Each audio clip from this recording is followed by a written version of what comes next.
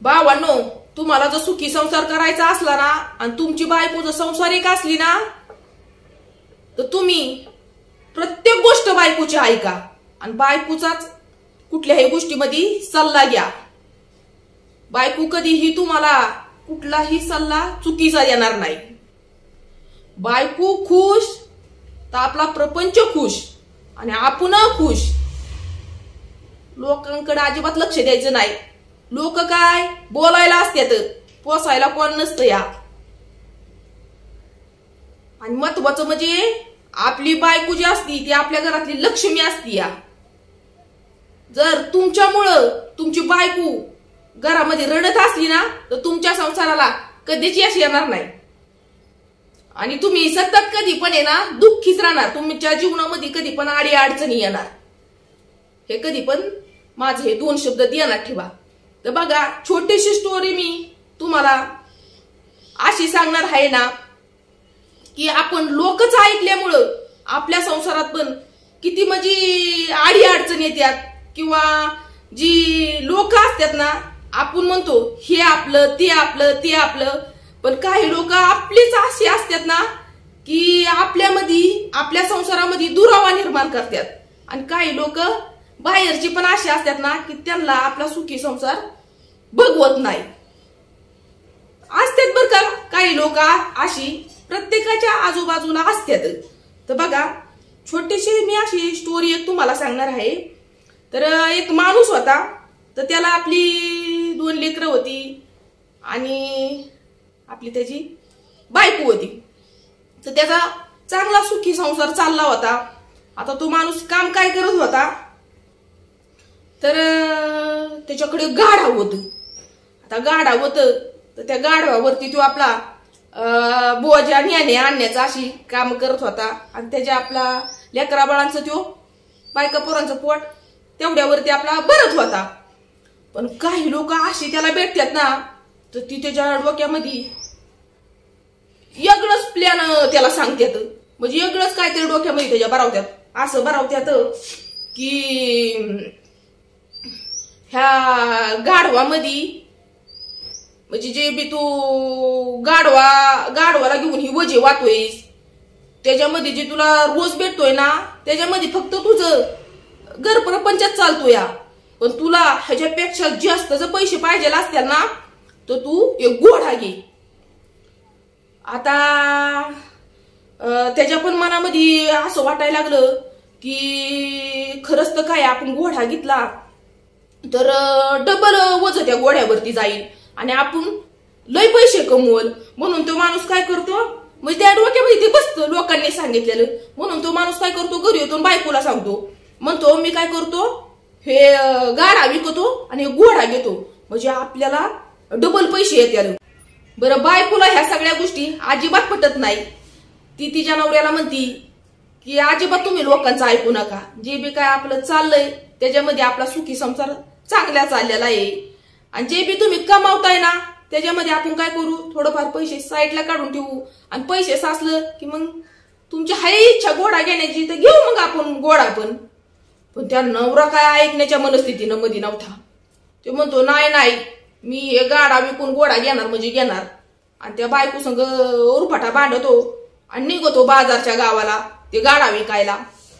बरं, जातो गाडा विकायला आणि येतात बरं का त्याच्या गाडवाला तिथं गिराईक, पण ह्यो जी किंमत सांगतो ते गिराईकांना पटत नाही आणि गिराईक जी किंमत सांगतात ते ह्याला पटत नाही।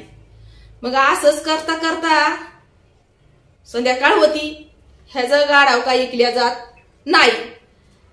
ह्यो मनातून लय नाराज झालेला असतो का, तो ह्याच्या मनामध्ये असं असतं या की आता आपण हे गाडा विकल घोडा घेईल आणि डबल पैसे कमवल, असं ह्याच्या मनामध्ये असतं या। पण ह्याचा सगळं म्हणजे ह्याच्या जे बी काय ह्याने विचार केलेला असतो ह्याच्या विचारावर सगळं पाणी फेकलेलं असतं का, तर गाडावर चिकल्या गेलेलं नसतं ना। बरं, असंच करता करता संध्याकाळ होती, गाडाव काय ऐकल्या जात नाही, कुणीही गाडाव्याचं घेत नाही। मग ह्यो काय करतो, आता म्हणतो आता आपलं घराकडे निघाय पाहिजे, संध्याकाळ झाली, 6:15चा टाइम झालाय म्हणल्यावर। मग त्याच्या पहिलं ह्यो काय करतो, बाजार घेतो, थोडाफार बाजार घेतो आणि निघतो आपला घराच्या कडे आपला दाव घेतलेली असती ह्यानी, म्हणजे रात्र होण्याच्या पहिला आपलं घर गाठाय पाहिला असा हा विचार करतो. मग निघतो. बरं डोक्या ह्याच्या बोजा गाडाव चालले टिकी आपलं पुढं. तर ह्याला जाता जाता एक 2-3 गावं लागणार असतात. मग काही गावातली 4 टकुरी अशी बसलेली असतात, ती याला बघतात आणि ह्याला म्हणतात काय बिनडोक माणूस आहे, एवढं मोठं गाडाव मोकळं चालवलं या आणि स्वतःने बोजा घेऊन डोक्याव निघालाय गाडवाच्या पाठीमाग. मग थोडा पुढं जातो आणि तो जी बोजा त्याने घेतलेला असतो तो गाडवाच्या बोकाडे ठेवतो आणि निघतो आपला टिकी. परत त्याला दुसरं गाव भेटतं. आता दुसऱ्या गावात पण अशीच मोखार 2-4 टकुरी असतात, ती देखील त्याला तसंच बोलतात. काय बिनडोक माणूस आहे, गाढवावरती बोजा ठेवलाय आणि स्वतः पायाने चाललाय गाडा वाचून. मग थोडा तो पुढे जातो, मग बोजा पाठीमागं बांधतो गाढवाच्या आणि स्वतः गाढवावरती पुढे बसतो आणि निघतो तडा. निघाल्यावरती परत 3ऱ्या गावामध्ये जातो. परत 3ऱ्या गावामध्ये पण अशीच मोखार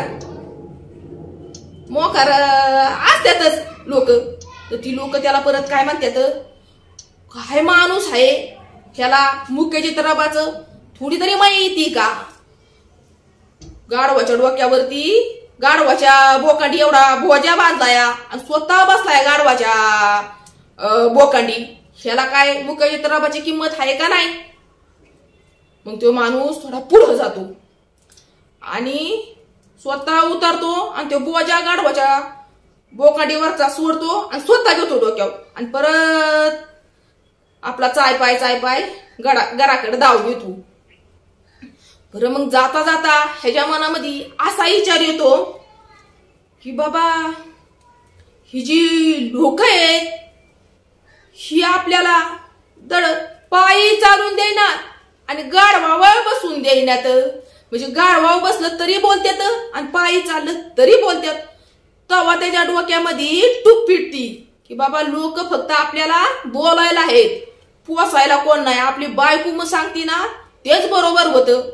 मग तो घरी जातो आणि बायकोला म्हणतो की तू सांगत होतीस ना ते खरोखर बरोबर होतं.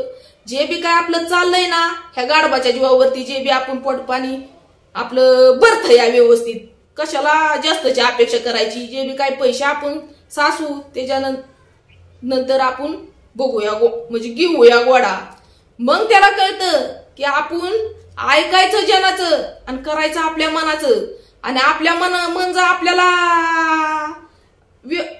विचलित करत असलं ना तर बायकोचा सल्ला घ्यायचा, तेव्हा त्याला कळतं. तर भावांनो, व्हिडिओद्वारे फक्त तुम्हाला एवढंच सांगायचंय मला, जर आपली बायको संसारिक असली, आता थोड्या वेळापूर्वी मी तुम्हाला बोलले, तर प्रत्येक गोष्टीत बायकोचा सल्ला घ्या. बायको तुम्हाला कधीही चुकीचा सल्ला सांगणार नाही. आणि अजून एक असं की बायको जर ऐकलं तर आपला संसार सुखी. रावणाने बायकोचं ऐकलं नाही तर अजूनपर्यंत जळायला लागतंय रावणाला. म्हणून बायकोचं ऐका, बायकोचं संसारिक असली तर. एवढ्यातच व्हिडिओ मी स्टॉप करते.